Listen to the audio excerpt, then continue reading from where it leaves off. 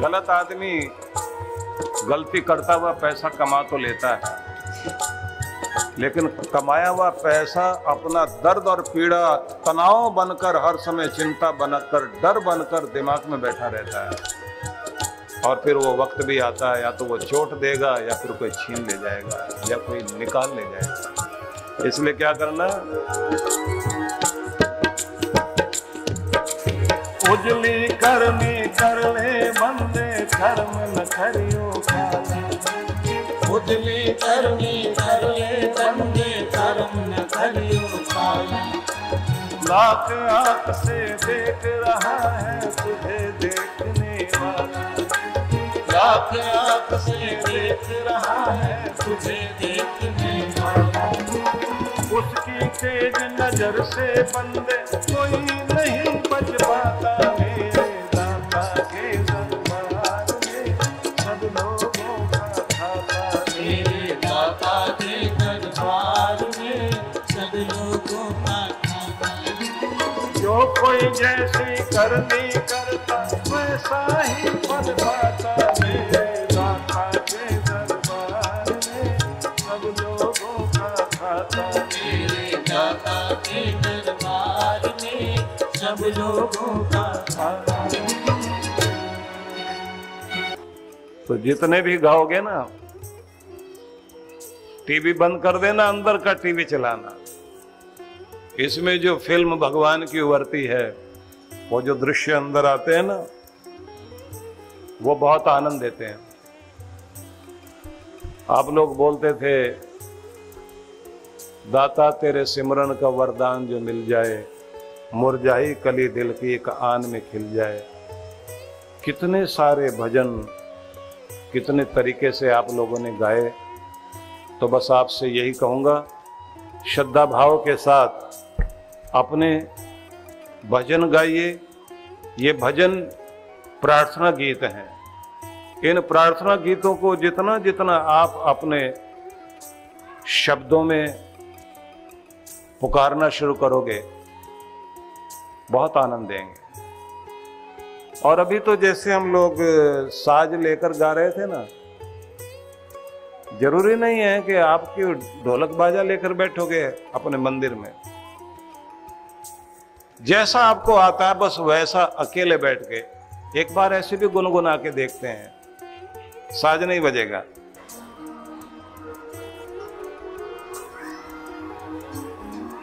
सांसों के तार तार में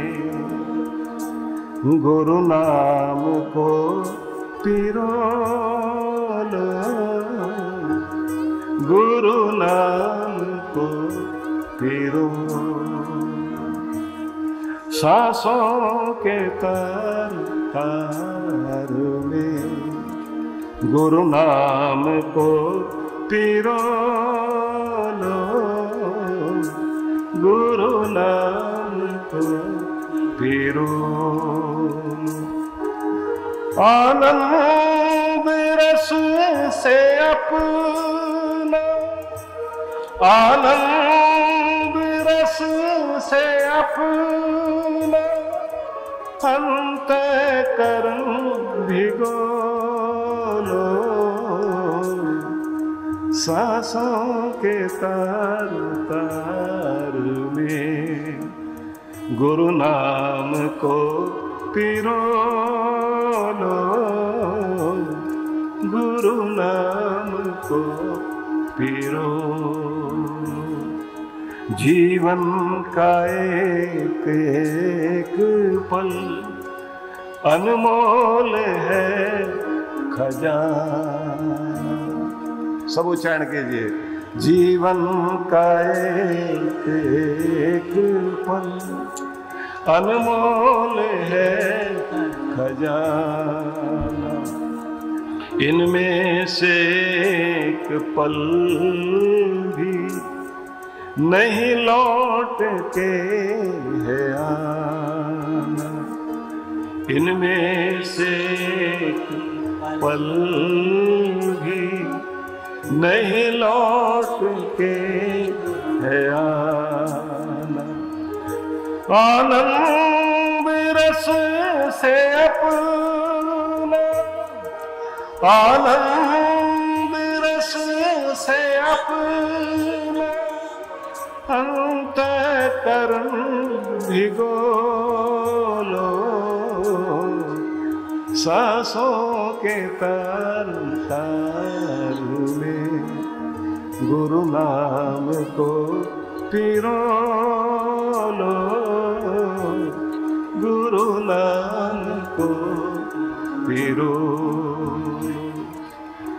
गुरुवर की निशानी मीठी सी उनकी वाणी, गुरुवर की निशानी मीठी सी उनकी वाणी, मीठे से बोल में है प्रभु की झलक सुहानी, मीठे से बोल में है प्रभु की झलक सुहानी।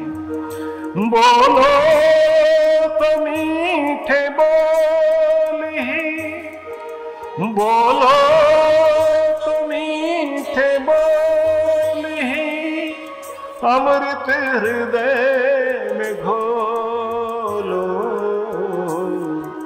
सांसों के तार तार में गुरु नाम को पिरो लो, गुरु नाम को पिरो लो, गुरु नाम को पिरो।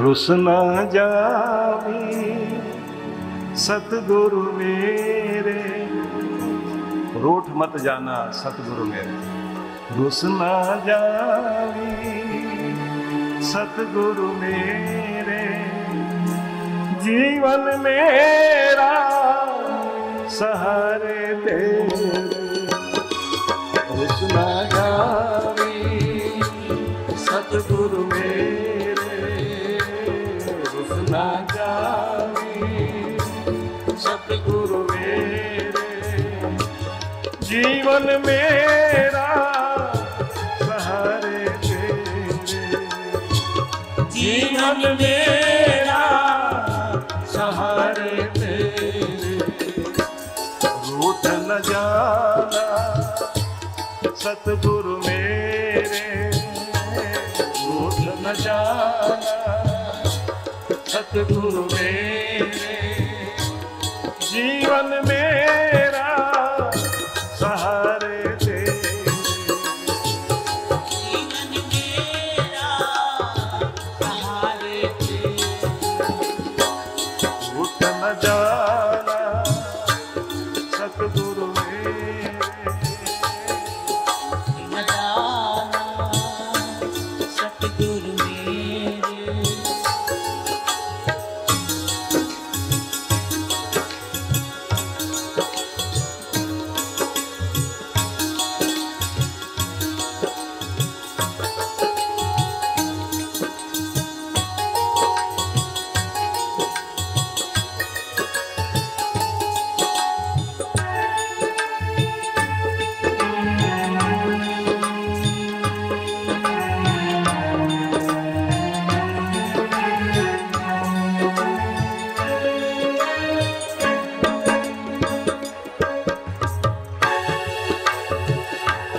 चंगे मारे मसीहा तेरे, चंगे मारे मसीहा तेरे, माफ तो कर दे अवगुण मेरे, माफ तो कर दे अवगुण मेरे।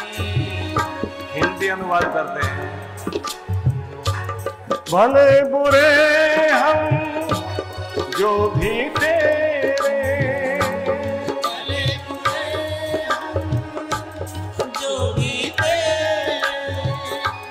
माफ तो कर दे अवगुण मेरे, माफ तो कर दे अवगुण मेरे।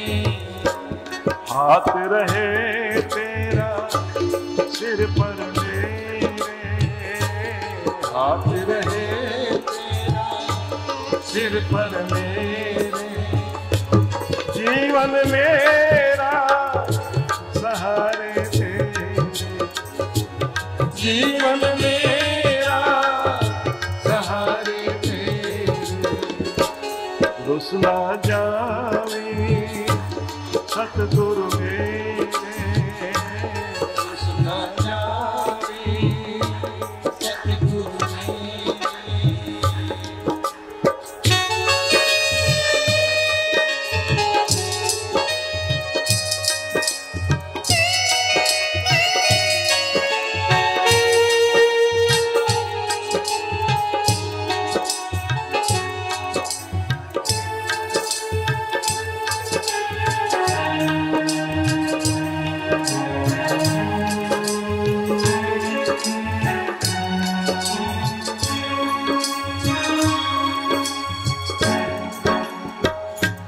जो भी मंगिया ऐथों पाया,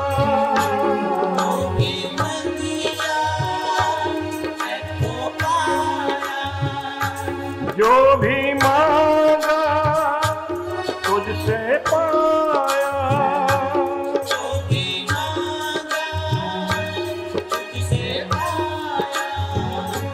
जीवन अपना सफल बनाया, जीवन अपना सफल बनाया। पूजा तुमको सांझ सवेरे, पूजा तुमको सांझ सवेरे, जीवन मेरा सहारे तेरे, जीवन मेरा सहारे तेरे। रूठ न जाना सतगुरु मेरे, रूठ न जाना सतगुरु मेरे।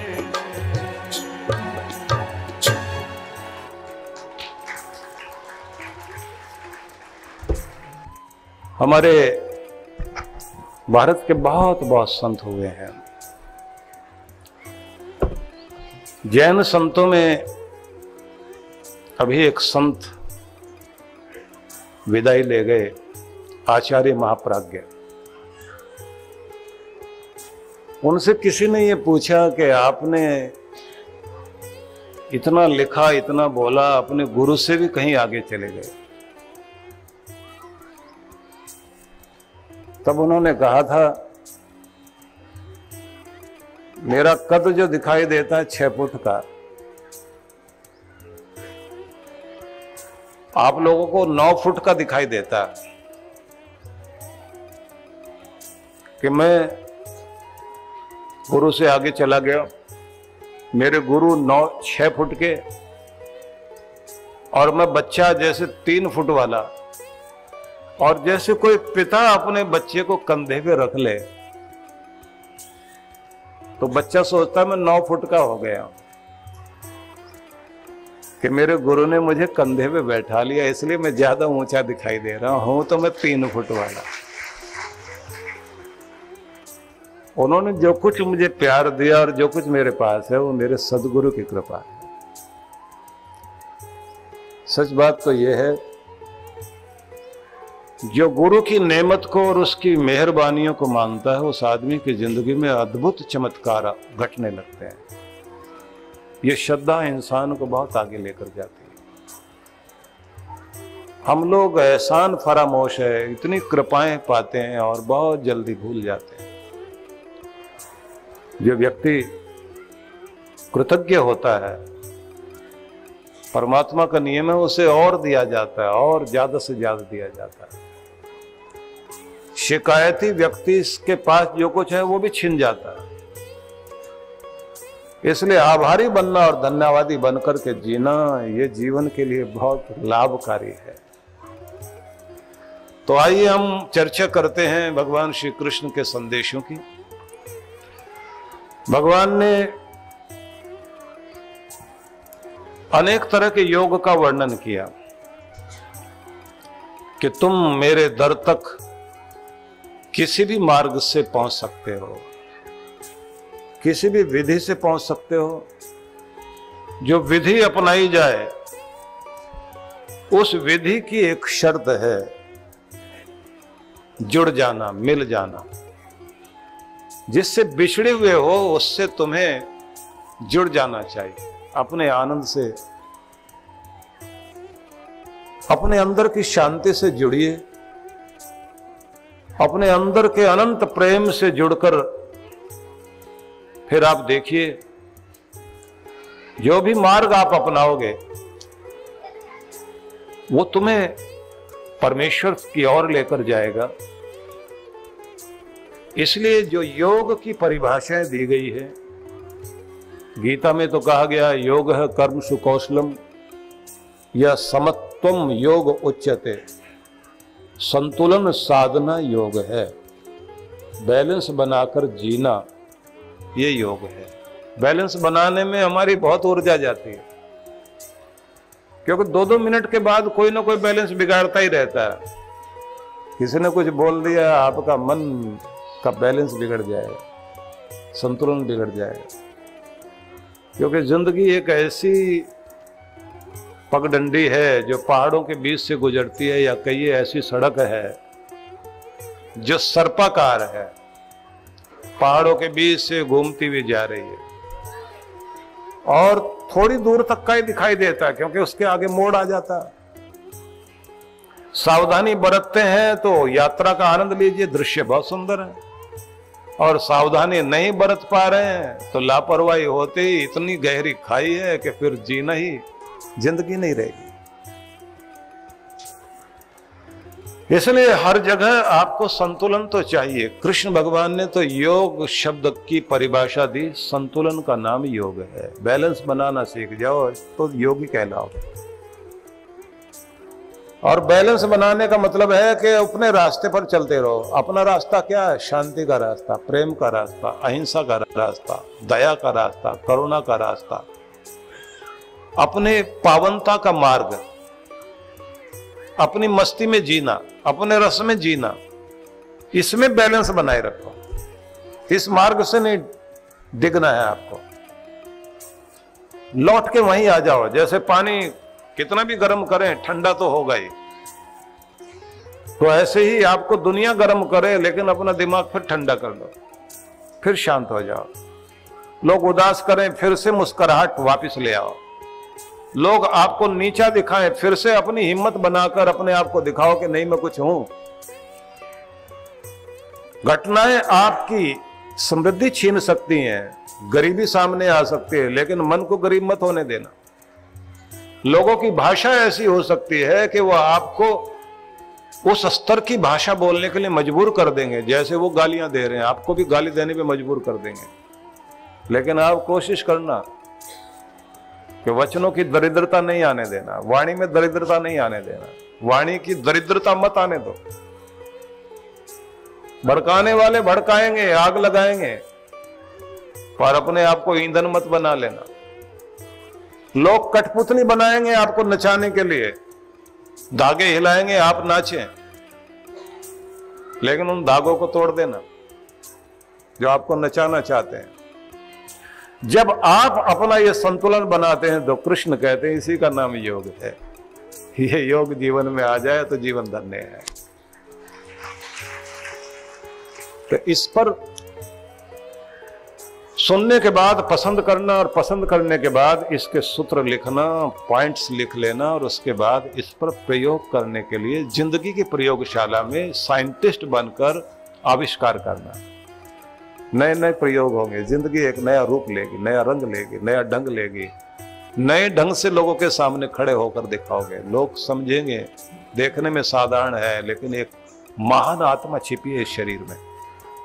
कृष्ण भगवान ने एक और परिभाषा दी, योग कर्मसु कौशलम। कर्मों में कौशल का नाम, दक्षता का नाम, विशेषता का नाम, यह भी योग है। इतनी खूबी से अपने कर्म को कीजिए कि वो आपकी पहचान तो बने ही, आपकी कीर्ति भी बन जाए। क्योंकि कोई भी कर्म आपका हस्ताक्षर है। कहीं आप हस्ताक्षर कर देते हैं तो हस्ताक्षर क्या, वो आपकी पहचान ही नहीं है, अथॉरिटी बन जाता है कि वहां आप हो। किसी कागज पर कुछ रकम लिखी हो, उसके नीचे आपके साइन हो कि मैं इतने रकम जो लिखी है उतनी देने के लिए तैयार हूं। जब तक आपके साइन नहीं थे तब तक उस कागज की कोई वैल्यू नहीं थी। हस्ताक्षर होते ही उसकी कीमत बन गई, क्योंकि वहां आप बैठ गए हो। तो कहते हैं हर कर्म जो भी आप करते हो वो आपका हस्ताक्षर है, वहां आप बैठे दिखाई देने चाहिए कि ये मैंने किया है। और वो कर्म आपका मुकुट बन जाए। ऐसी खूबी से कीजिए। 1000 करने की जरूरत नहीं है, 1000 कर्म की जरूरत नहीं है, भले ही 100 करो, इतनी खूबी के साथ कि वो आपकी पहचान बन जाए। तो इसको भी योग कहते हैं, ये कर्म योग है। इस खूबी को शुरुआत से सीखा जाता है, लेकिन किसी भी जिंदगी के किसी भी मोड़ पर सीखने की कोशिश करनी चाहिए। क्योंकि हो सकता है माँ बाप ने मस्तिष्क की कंडीशनिंग अच्छी नहीं की हो, आपको कायर बना दिया हो, डरपोक बना दिया हो, भगोड़ा बना दिया हो, या दीनहीन वाले स्वभाव वाला बना दिया हो। या कई बार माता पिता की आदत होती है ना, बात बात में माथा पीटने की, अपनी तो किस्मत ही खराब है। बच्चे भी ऐसे करने लग जाते हैं, जिसको अकल नहीं वो बच्चा भी कहता है अपनी तो किस्मत खराब है। सारे घर के ऐसे कर रहे होते, किस्मत खराब है, ये फूट गया ये। मैं ऐसे लोगों को देखता हूं, बड़ा अजीब लगता है, ये क्या कर रहे हो ऐसे से करके, नहीं ये गड़बड़ है। बच्चे भी सीख लेते हैं, और बड़े होकर जब उनकी परेशानी आती है सामने तो वो ये कहते हैं ये गड़बड़ है। ये कंडीशनिंग ऐसी हो गई, मस्तिष्क में संस्कार वैसे भर दिए गए, तो पूरी जिंदगी वैसे रहेंगे। ये विचित्रता है, उनको सुधार नहीं सकता कोई। पेड़ के ऊपर बैठा हुआ बच्चा आम तोड़ रहा है, माली आया भागता हुआ, ये क्या करता है, चोरी कर रहा है, इतना छोटा बच्चा होकर। चलो तुम्हारे घर में तुम्हारे पिता को बताते हैं, डांट पड़ेगी तो ठीक हो जाओगे, पिटाई लगेगी तो और ठीक हो जाओगे। अभी तुम्हें लेके चलता हूं तुम्हारे घर। बच्चा कहता घर जाने की जरूरत नहीं, दूसरे पेड़ पे वो भी बैठा हुआ है। उसी ने तो कहा कि आधे तू तोड़ आधे मैं तोड़ता हूं। पूरा खानदान ही बिगड़ा हुआ है। फूल में वही तो खुशबू आएगी जो पौधे में है, जो उसकी जड़ों में है। हम अपने बच्चों को भी जो कुछ दे रहे हैं, जाने अनजाने में दे रहे हैं, जो घर के अंदर वातावरण होता है। किसी आदमी को जब आप घर में स्वागत सम्मान करते हैं, बड़े अच्छे से मिलते हैं, बहुत सत्कार वाले भाषा बोलते हैं, जैसे वो चला गया तो कहते हैं चला गया नालायक, इतने देर तक परेशान करके रखा था, बहुत बोलता है। अब बच्चे को एकदम झटका लगता है सुनते हैं कि ये क्या हुआ, अभी तक तो ये लोग बहुत तारीफ कर रहे थे और इतनी देर में बता रहे हैं वो आदमी अच्छा नहीं है। उनको समझ में आ जाता है कि यही व्यवहार है, ऐसे करना होता है, वो भी ऐसे करने लग जाता है। जो कुछ आप बच्चों के मस्तिष्क में बो रहे हैं, कल उसकी फसल उगेगी, और जब उसका सामना करोगे तो बहुत दुख होगा। इसलिए छोटी आयु के उन लोगों को जो अभी विवाह के लिए तैयार हो रहे हैं, उन पर बहुत काम होना चाहिए। कुछ देशों में इस पर काम हो रहा है। एक देश जहां का एक बहुत ही पागल व्यक्ति बैठा हुआ जो रोज कहता परमाणु बम से उड़ा दूंगा, उसी के साथ में एक दूसरा देश और है, नॉर्थ कोरिया के साथ में साउथ कोरिया। साउथ कोरिया में कुछ लोगों ने इस तरह के क्लब बनाए हैं और संस्थाएं काम कर रही हैं, जहां विवाह करने वाले बच्चों को विवाह से पहले कोर्स करना होता है, जिसमें यह सिखाया जाता है कि तुम्हारी गृहस्थी कैसी होनी चाहिए। यहां तक होता है कि लड़के को भी, लड़की को भी, और सास जो बनेगी उसका भी कोर्स होता है।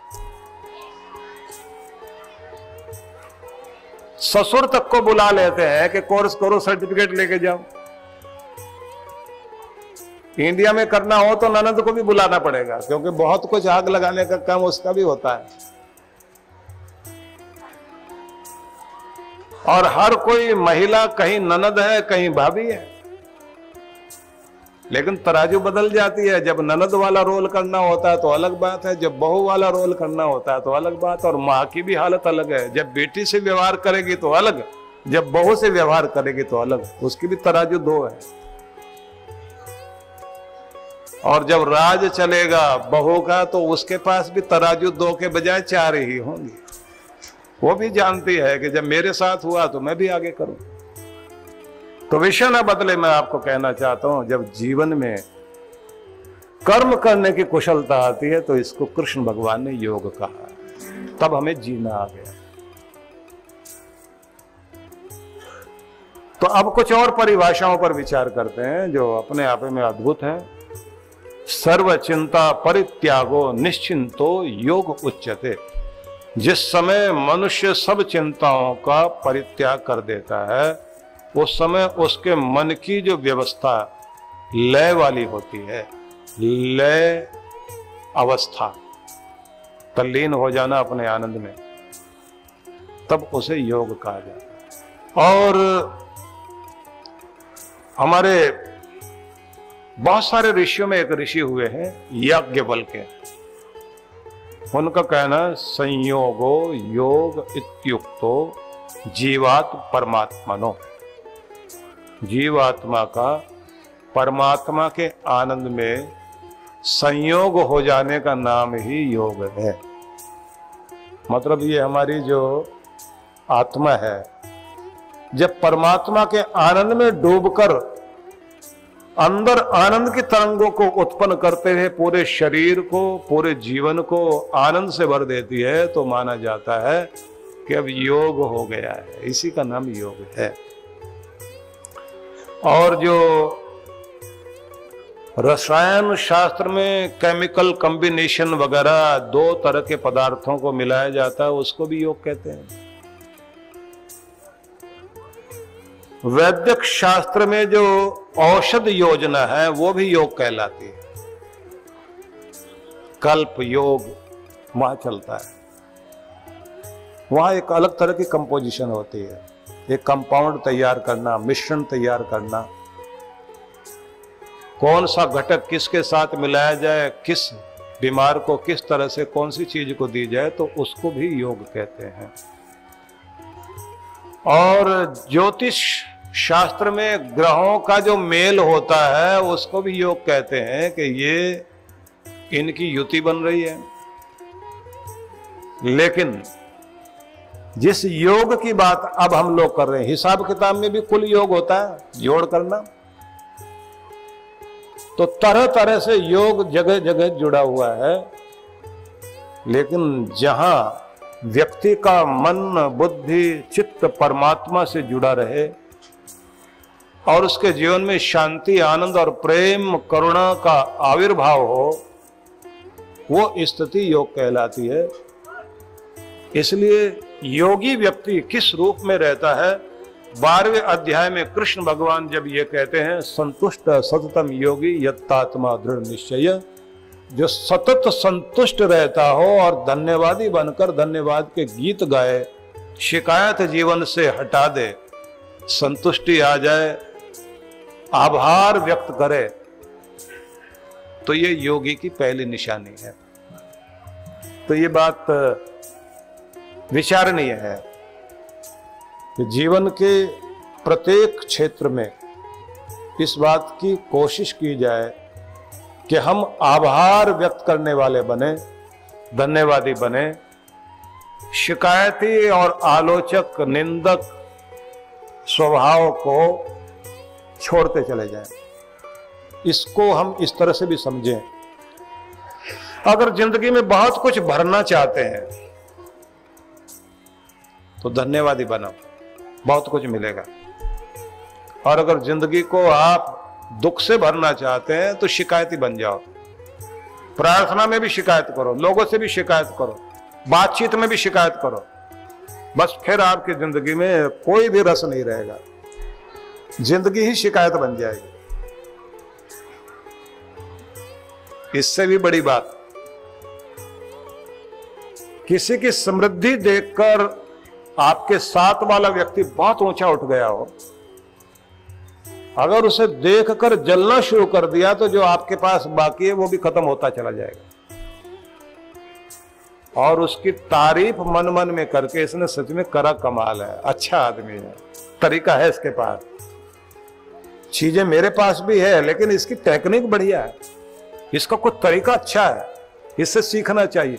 आप उसके साथ उस प्रेम को जोड़ के देखिए, जो कुछ उसके पास है वो चीज आपके पास भी आनी शुरू हो जाएगी, आप भी ऊपर उठने शुरू हो जाएंगे।